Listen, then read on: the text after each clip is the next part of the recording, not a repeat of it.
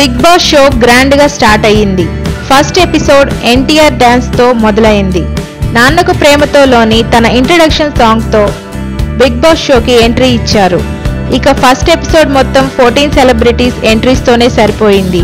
ఆ 14 సెలబ్రిటీస్ ఎవరో ఈ వీడియోలో మీరు చూడవచ్చు. ప్రస్తుతానికి సెలబ్రిటీస్ ఎవరో తెలుసుకోండి.